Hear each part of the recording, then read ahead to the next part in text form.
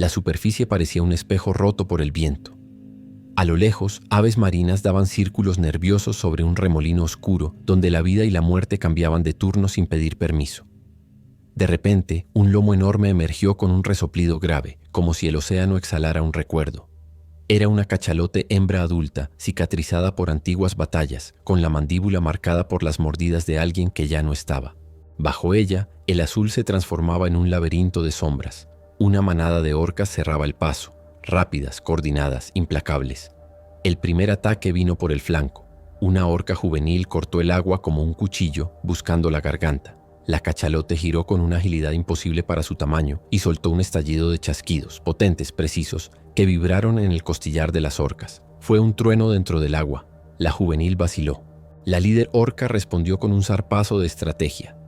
3 desde abajo, 2 por detrás y una distracción al frente.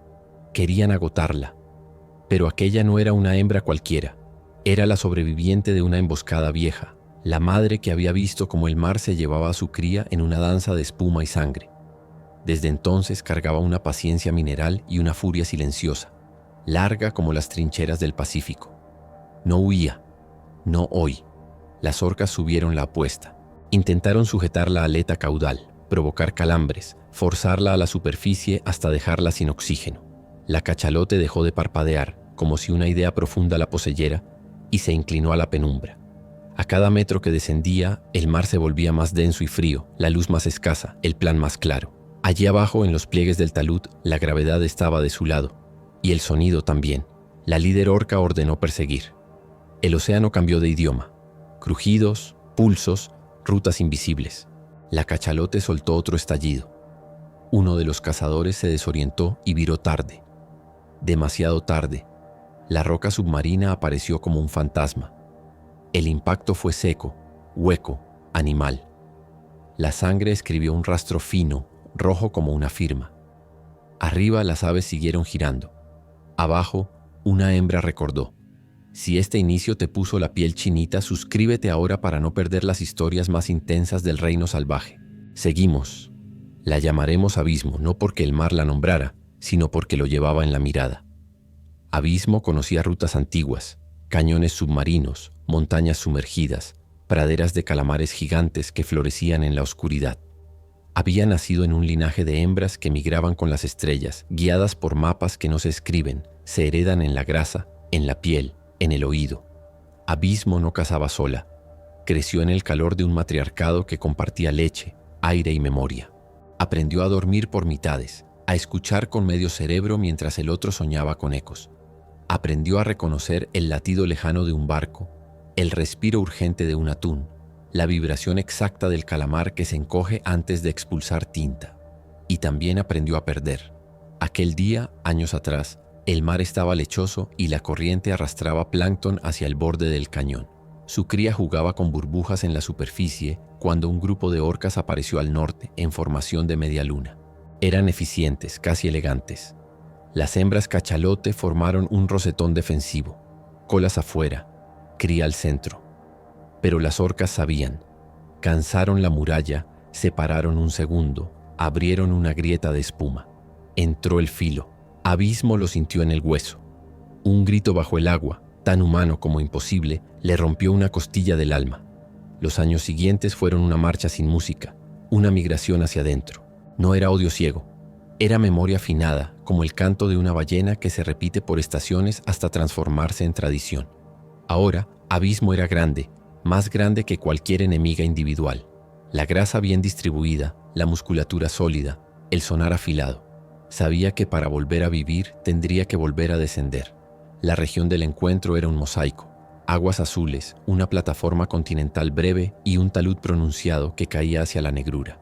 Allí, la luz del mediodía apenas alcanzaba a pintar un claroscuro verdoso.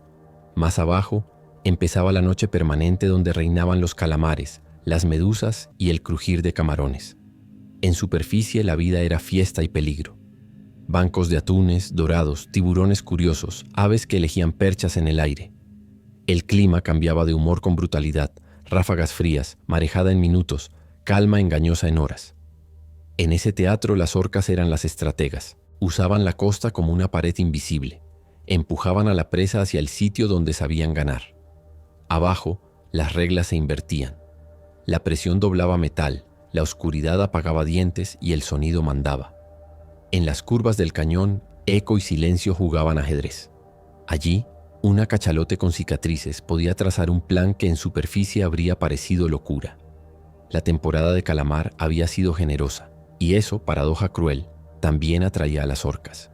Lo que para la cachalote era alimento, para ellas era oportunidad. Cachalotes distraídos, crías curiosas, hembras separadas por la marea. Aquella mañana, Abismo detectó el coro. Los patrones de ecolocalización de las orcas son distintos, más cortos, como chasquidos negros. Primero las escuchó lejos, luego encima. 6, quizás 7. La líder era vieja y lista. Su aleta dorsal recortó el agua como una vela negra. Al ver a Abismo, la manada cambió de ritmo. No buscaban cría, buscaban cortejar a la muerte con la única que no retrocedería. Abismo exhaló y se dejó caer. Las orcas la rodearon a media agua, cortando su descenso. Una lanzó burbujas para confundirla. Otra le golpeó el costado para medir su reacción. La cachalote giró en un ángulo perfecto y soltó un tren de clics cuyo pulso parecía martillos contra la piel. Una orca juvenil se desenfocó, no más de un segundo, pero suficiente para que la hembra trazara su vector. Sureste, por la garganta del cañón. La líder orca ordenó: perseguir. La fuga no era cobardía, era estrategia. Abismo no quería escapar, quería arrastrarlas a su territorio, donde el sonido rebota, donde las paredes ahogan maniobras. La profundidad mordió primero las orcas jóvenes, el frío les clavó agujas en las aletas. A 400 metros la luz era memoria, a 800, un mito. Allí, Abismo se volvió sombra. La primera colisión no fue casualidad. Abismo conocía esa cornisa, una pizarra lisa con una esquina traicionera. Fingió torpeza, amainó ritmo, permitió que dos orcas la achicaran por atrás. Luego, una ráfaga de clics y un latigazo de cola. La juvenil patinó en el agua y recibió la pared. Un zumbido de dolor vibró en la columna de la orca. Su aleta izquierda quedó en un ángulo oblicuo, torpe. No murió, pero entendió. Lo que siguió fue un baile sucio. La líder intentó elevar la pelea, subir a la mitad de la columna de agua donde su manada dominaba mejor. Abismo se lo negó. Cada vez que la empujaban hacia arriba, ella encontraba un pliegue, un recodo, un callejón oscuro donde la presión trabajaba de su lado. Allí abajo la cachalote dejó de ser presa. Fue paisaje. La líder orca cambió de plan. Harían turnos cortos para no gastar oxígeno. 2 atacaban, 2 esperaban, la última vigilaba arriba posibles refuerzos. La cachalote bajó otro tramo y cambió su arma, el sonido. Los chasquidos que soltó no eran simples llamadas, eran mazazos sónicos dirigidos a las zonas más sensibles. Una orca recibió de lleno un pulso en la mandíbula. Su ecosonar colapsó por segundos largos como siglos. Abismo sintió entonces la memoria. No era solo venganza, era equilibrio. En el mar, nadie es un villano eterno ni un santo, pero la deuda estaba abierta, y la hembra la estaba cobrando como cobran las mareas, sin prisa y sin permiso. Las orcas no se retiraron, ajustaron. La líder distribuyó roles. Las 2 más pequeñas hostigarían la cola. La más grande, desde abajo, buscaría el vientre, donde el tejido es blando. Otra, por el costado derecho, intentaría fatigar el músculo intercostal. Eran relojería. Abismo aceptó el cálculo y respondió con geometría. Comenzó a usar un patrón en espiral, un descenso helicoidal que modificaba la forma en que sus clics rebotaban.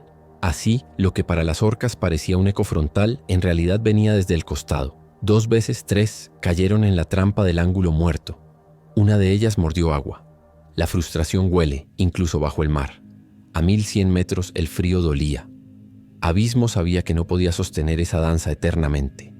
Decidió partir la manada. Para ello necesitaba un anzuelo, fingirse lenta, regalar una apertura. Dejó una estela clara hacia un pasillo estrecho del cañón, un túnel con techo irregular. Las 2 juveniles se adelantaron para cerrarle el paso. La líder tardó una fracción en prohibirlo. Esa fracción se volvió sentencia. Dentro del pasillo, Abismo cayó unos metros y pegó el cuerpo a la pared. La primera juvenil entró a toda velocidad y se encontró con un silencio extraño. Sin eco, sin rebote. Un falso vacío. El siguiente instante fue puro cálculo. La cachalote subió 1 metro, giró el pedúnculo caudal y descargó un golpe a través de la columna de agua comprimida. El latigazo atravesó el vacío y prensó a la juvenil contra el techo de roca. No hubo sangre, solo un pulso seco. La orca perdió el aire y tuvo que ascender de improviso. La segunda juvenil dudó. La líder chilló una orden nítida: retirada táctica. No era derrota todavía, pero ya no era cacería. Era supervivencia. Abismo salió del pasillo, subió a 700 metros para recuperar margen de oxígeno y decidió llamar. Su canto se volvió un hilo grave, larguísimo, un puente a través del agua. A lo lejos 3 cachalotes respondieron. No eran de su grupo original, pero en el mar las alianzas se tejen con necesidad y memoria. Ellas llegarían si llegaban en silencio. Para entonces la manada orca había perdido la iniciativa, pero no el orgullo. La líder reorganizó. Formarían un abanico y empujarían a Abismo hacia la plataforma, donde podrían usar olas y corrientes de cizalla. Si lo lograban, la pelea cambiaría de color. Abismo olió el plan en el agua y se preparó para subir. El ascenso fue una lotería. A cada tramo la temperatura subía, la luz regresaba y con ella el ventaja de las orcas. Abismo ahorró clics, guardó los martillos sónicos para el momento exacto. Las orcas tejieron una red en B, dejando una salida tentadora hacia una lengua de agua más calma. Era una trampa. Arriba, el viento arremolinaba la superficie y la espuma podía partirle el ritmo de respiración. La primera embestida arriba fue quirúrgica. Una orca golpeó la aleta pectoral. Otra pasó rozando la mandíbula inferior. Querían desalinar su compás. La cachalote exhaló, una nube blanca, y tomó aire con la disciplina de una monja. Entonces arrancó hacia el sur, a una zona donde la plataforma generaba olas rebotadas. El agua se movía en patrones contradictorios. Para las orcas era parque de juegos. Para Abismo era cálculo. La líder ordenó empujarla hacia la orilla submarina. Y allí apareció el primer refuerzo. Una cachalote más joven, compacta, surgió desde abajo y lanzó clics contra la flanco de la orca mayor. Fue un cachetadón invisible. La orca se ladeó y perdió el ángulo. Abismo no desaprovechó. Giró y embistió con la frente, golpeando la caja torácica del atacante. Se escuchó y se sintió un crujido que no era de ola. El océano se partió en 2 narrativas. De un lado, las orcas intentando rehacer el cerco. Del otro, 2 cachalotes. Y un tercero que venía, lento pero seguro, tomando posiciones para formar el rosetón ofensivo. Colas afuera pero en avance. La líder orca vio la figura y ordenó un ataque frontal desesperado. Una orca se lanzó al pedúnculo de la cachalote joven. Abismo dejó la línea y soltó una barrida de cola que impactó la mandíbula de la atacante. El golpe no la mató, pero su sonar quedó vibrando como vidrio a punto de romperse. La confusión duró 3 segundos. Suficientes. Entonces ocurrió lo que cambiaría la pelea. 2 orcas se superpusieron en la misma trayectoria, error poco común, y Abismo entró entre ambas con un giro de torque formidable, usando el peso del agua a su favor. La cachalote joven aprovechó el vacío y descargó un cabezazo contra la más lenta. El océano tragó un chillido afilado. La líder orca rectificó. Alto repliegue, pero la inercia ya estaba quebrada. El cuarto cachalote llegó, grande, con una cicatriz blanca en la frente. Sin hablar, tomó el lado oeste del rosetón y el conjunto avanzó en cuña. No huían, cazaban. El clímax no fue una sola escena, sino una cosecha de decisiones. Abismo llevó la cuña hacia una zona donde la marea de resaca creaba una cinta transportadora oculta. Allí, cada movimiento de las orcas costaba el doble. Las cachalotes sincronizaron respiración. Arriba, aire en lotes de 20 segundos. Abajo, golpes de sonido y músculo. La líder orca intentó una jugada maestra. Atrajo a Abismo a un canal estrecho cercano a la superficie, donde podían usar una ola grande para voltearla. Era un riesgo, pero la orca confiaba en su lectura de corrientes. La cachalote fingió morder el anzuelo. Entró. Cuando la ola levantó el techo del canal, la orca mayor aceleró para cruzar por debajo del vientre de Abismo y desestabilizarla. En ese instante la hembra soltó un pulso sónico a quemarropa dirigido a la caja craneal del atacante. Fue como un relámpago sin luz. La orca falló el cruce y salió disparada contra la pared del canal, raspando piel y orgullo. El agua se llenó de burbujas y sabor metálico. Las cachalotes cerraron. La joven se colocó en diagonal, cortando la retirada. La de la cicatriz blanca golpeó por el flanco. Abismo embistió con toda la historia acumulada en su espalda. La orca mayor giró para zafarse y encontró otra pared. No había arriba ni abajo, solo roca y presión. El choque final fue breve, casi silencioso. La masa de Abismo aplastó el flanco de la orca contra la roca con un movimiento milimétrico. El mar se quedó sin diálogo por un segundo eterno. Cuando el agua volvió a hablar, la líder flotaba ladeada, la aleta dorsal torcida, el ímpetu roto. No todas las orcas morirían ese día, pero la cacería terminó allí. Las sobrevivientes entendieron el idioma del límite. Se retiraron en filas quebradas, nadando con la fatiga de quien ha visto su reflejo más oscuro. Las aves dejaron de gritar. El mar por fin respiró como un animal cansado. Abismo subió. Exhaló una nube blanca, y el sol la iluminó como si el océano le hubiera puesto un halo. No había victoria fácil en ese gesto, solo equilibrio. Abajo, el cañón permanecía. Arriba, el viento cambiaba otra vez de humor. En medio, Abismo volvió a vivir. La noticia, porque el mar también cuenta noticias, corrió por las rutas invisibles. Cachalotes que no retrocedieron. Orcas que aprendieron nuevas fronteras. Durante semanas, en esa franja del océano, los encuentros fueron de distancia prudente. Nadie se cruzó sin medir al otro. Abismo permaneció con su nueva manada un tiempo. Compartieron calamar, silencio y una forma de estar juntas que se parecía mucho a la memoria. La joven cachalote se quedó con ella varios días, como si quisiera copiar el mapa invisible que había visto ejecutar. La de la cicatriz blanca siguió su ruta hacia el oeste, dejando en el agua un canto grave y hermoso. Las orcas regresaron mucho después, con otra líder, más joven, más cautelosa. No hubo emboscadas, hubo observación. El mar cambia así, no por discursos, sino por consecuencias. Una tarde desconcertantemente calma, Abismo se detuvo largamente a media agua. Cerró un ojo, luego el otro. No soñó venganza ni fantasmas, soñó calma.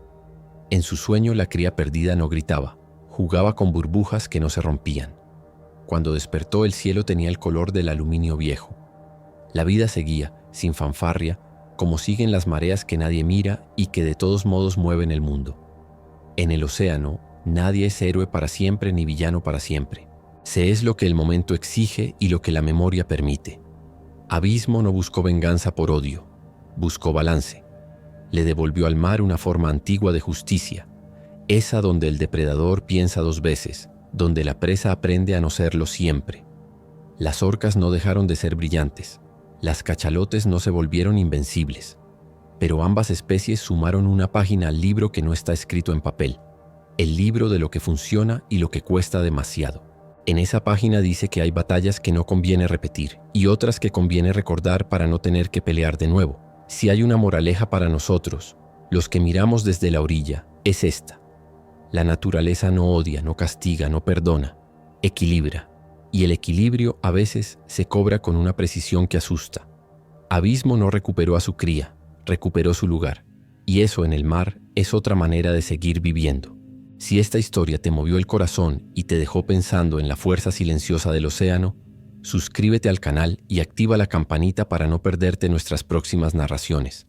Cuéntanos en los comentarios de qué ciudad nos ves. Nos encanta saber hasta dónde llegan estas mareas de historias.